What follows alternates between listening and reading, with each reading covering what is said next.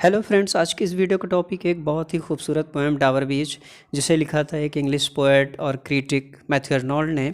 यह Victorian era में लिखी गई डावर बीच एक बहुत ही खूबसूरत पोएम है। इसे पब्लिश किया गया था 1867 में। ये एक ड्रामेटिक मोनोलॉग है।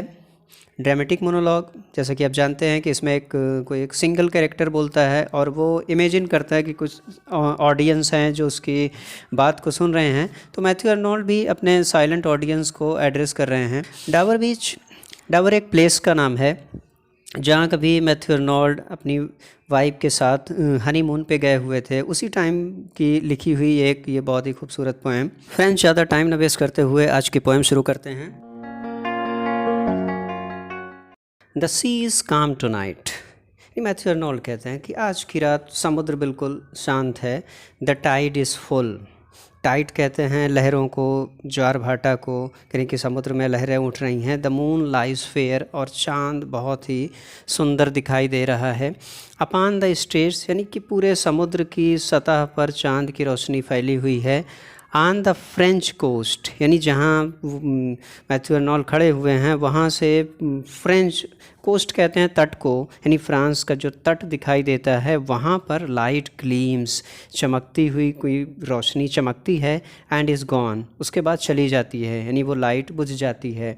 The cliffs of England stand, और जहाँ पे पोएट खड़ा हुआ है इंग्लैंड के, कहते हैं कि क्लिफ ऑफ इंग्लैंड, इंग्लैंड की जो चट्टानें हैं वो हल्की ग्लिमरिंग एंड वास्ट, यानी कि बहुत ही विशाल हैं और मध्यम चांद की मध्यम रोशनी में चमक रही हैं। Out in the tranquil bay, tranquil भी कहते हैं कि शांत, यानी कि बे यानी खाड़ी, उस शांत खाड़ी में चट्टानें खड़ी हुई हैं।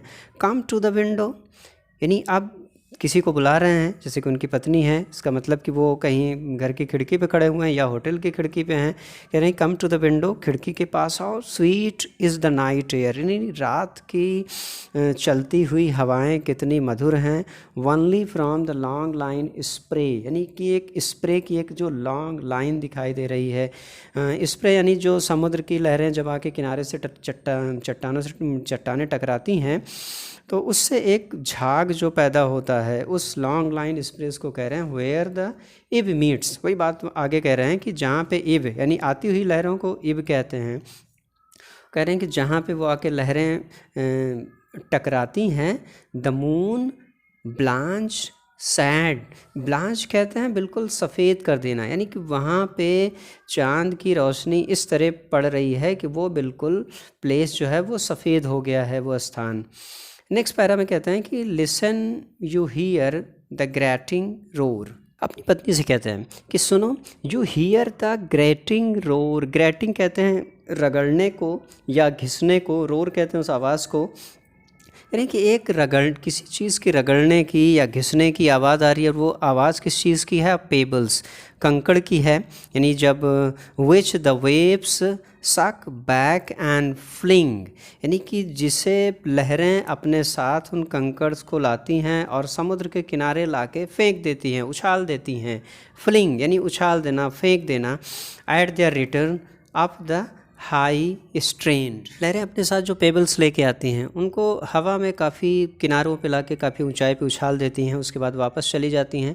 Begin and cease and then again begin, उसके बाद वापस जाती हैं, फिर दोबारा लहरें आती हैं। यानी ये प्रक्रिया चलती रहती है। With tremulous cadence slow and bring the eternal note of sadness, यानी कि इससे एक आवाज़ पैदा होती है। ट्रिमुलस कैडेंस स्लो यानी कि एक वाइब्रेट करने वाली आवाज़, एक कंपन करने वाली ध्वनि उत्पन्न होती है। और ये ध्वनि कैसी है? इटर्नल नोट ऑफ सैडनेस, ये एक समुद्र की एक दुख की आवाज़ है। यानी कि यहाँ पे मैथ्यू आर्नोल्ड जो हैं वो विक्टोरियन एरा से इस चीज़ को जोड़ना चाहते हैं। जैसे विक्टोरियन एरा में धर्म से लोगों का विश्वास उठ रहा था, इस बात से मैथ्यू आर्नोल्ड बहुत दुखी थे। आगे कहते हैं सोफोक्लिस लॉन्ग एगो, सोफोक्लिस एक ट्रैजिक ड्रामेटिस्ट थे। Heard it on the Aegean and it brought into his mind the turbid ebb and flow of human miseries, यानी कि कभी यही नोट, इटर्नल नोट, एजियन समुद्र के किनारे खड़े होकर सोफोक्लिस ने सुनी थी और उससे एक human miseries, turbid ebb and flow, कह रहे हैं कि लहरों के इस उठने और गिरने से, आने जाने से ह्यूमन मिजरीज, यानी कि मनुष्य के कष्ट का अंदाज़ा लगाया था। We find also in the sound a thought, यानी कि वही same note, same eternal note आज मैथ्यू अर्नोल्ड फील कर रहे हैं, अनुभव कर रहे हैं। Hearing it by this distant northern sea, यानी कि जो कि एजियन समुद्र से ये नॉर्दर्न सी बहुत दूर है, बहुत डिस्टेंस है, लेकिन सेम वही नोट आज मैथ्यू अर्नोल्ड अनुभव कर रहे हैं। आगे कहते हैं सी ऑफ फेथ। फेथ से उनका कहने का मतलब है धर्म से। कह रहे हैं कि जिस तरह ये आज समुद्र फैला हुआ है, उसी तरह कभी संसार में धर्म फैला हुआ था, लोग धर्म से बंधे हुए थे, जुड़े हुए थे।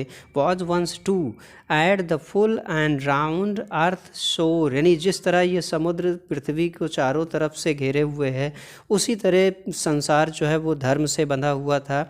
ले like the fold of a bright girdle furled, यानी कि जैसे कि एक मेटल या एक चेन, जैसे कि कोई एक बेल्ट हो जो कमर को चारों तरफ से पकड़े हुए बांधे हुए हो, यानी कि ठीक उसी तरह एक समय था जब धर्म जो है वो संसार को बांधे हुए था। But now I only here, यानी कि लेकिन अब उसे केवल एक इट्स मेलांकलिक नोट, एक दुख की आवाज़ सुनाई दे रही है, धर्म की दुख की आवाज़ है। Withdrawing roar retreating to the breath of the night wind down the vast edge drear and naked shingles of the world, यानी मैथ्यू अर्नोल्ड कहते हैं कि यानी कि रात की जो हवाएं हैं, और वो हवाएं कैसी हैं, वो एक संदेह की हवाएं हैं, एक अविश्वास की हवाएं हैं, जो कि एक धर्म रूपी जो समुद्र है उसके ऊपर चल रही हैं। यानी लोगों का धर्म से विश्वास उठ रहा है, अविश्वास पैदा हो रहा है। जिस तरह लहरें वापस जा रही हैं तो वो अपने पीछे सिर्फ कंकड़ को छोड़ती हुई जा रही हैं, naked shingles of the world, कंकड़ छोड़ती हुई जा रही हैं, उसी तरह धर्म जैसे धीरे धीरे संसार से रिसीड हो रहा है, तो लोगों के पास अब कुछ नहीं है, सिर्फ एक दुख है, पीड़ा है। मैथ्यू अर्नोल्ड बहुत ही दुखी हैं। अगली लाइन में कहते हैं कि ah love let us be true to one another, यानी कि वो अपने जैसा कि अपनी पत्नी के साथ हैं तो उनसे कह रहे हैं कि लेट अस बी ट्रू, कि कम से कम हमें एक दूसरे के लिए सच्चा होना चाहिए, एक दूसरे पर विश्वास रखना चाहिए। To one another for the world, यानी क्यों विश्वास रखना चाहिए, for the world which seems to lie before us, यानी हमारे सामने जो संसार पड़ा हुआ है, जो संसार हमें दिखाई देता है, like a land of dream, यानी कि एक सपनों का संसार दिखाई देता है, कि दुनिया जो है एक सपना है, सपनों का एक संसार है।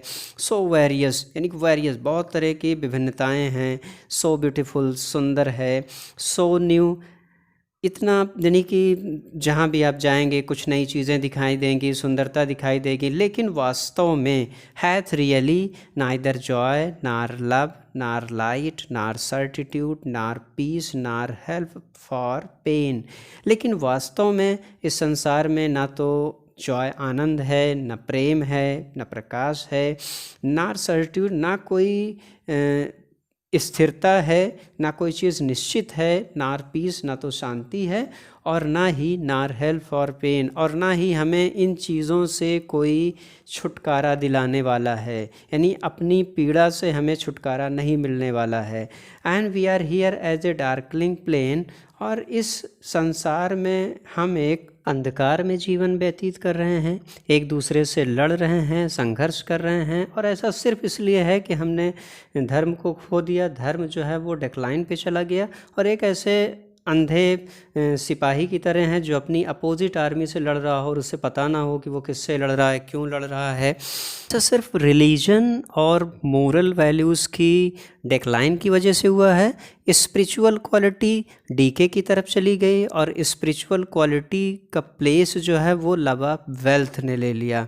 यही मैथ्यू अर्नोल्ड के दुख का कारण भी था। तो फ्रेंड्स, ये डाबर बीज थी, उम्मीद है आपको समझ में आया होगा।